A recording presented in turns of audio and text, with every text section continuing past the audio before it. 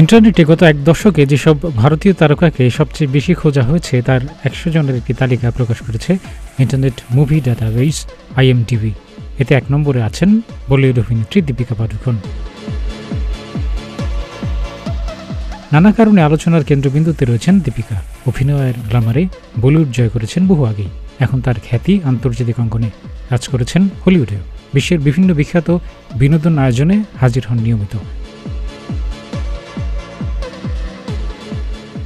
২০০৭ সালে ওম শান্তি ওম ছবির মাধ্যমে বলিউড বাদশাহ শাহরুখ খানের নায়িকা হয়ে বলিউডে আত্মপ্রকাশ করেছিলেন এই অভিনেত্রী।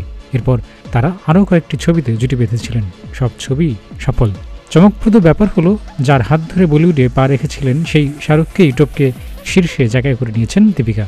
জরিপের দ্বিতীয় স্থানে আছে শাহরুখ।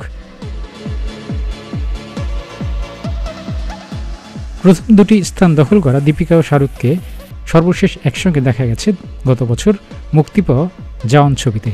এটি বক্স অফিসে বলিউডের অতীতের সব রেকর্ড ভেঙে দিয়েছিল।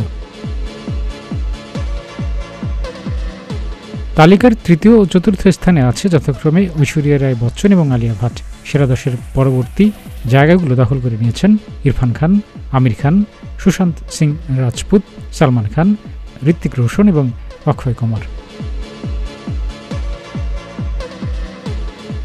ভ্যারাইটির প্রতিবেদন থেকে জানা গেছে IMDbতে প্রতি মাসে প্রায় ২৫০ মিলিয়ন ভিজিটর আসে।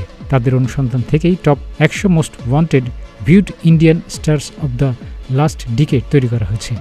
এ তালিকায় মূলত গত এক দশকে সেরা ১০০ জনের তালিকা প্রস্তুত করা হয়।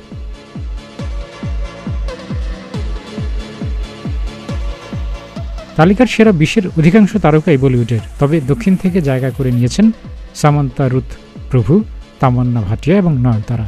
অন্যদিকে অভিনেতা হিসেবে দক্ষিণ থেকে এগিয়ে আছেন প্রভাস, ধানুষ ও রামচরণ। ডেস্ক রিপোর্ট, প্রতিদিনের বাংলাদেশ।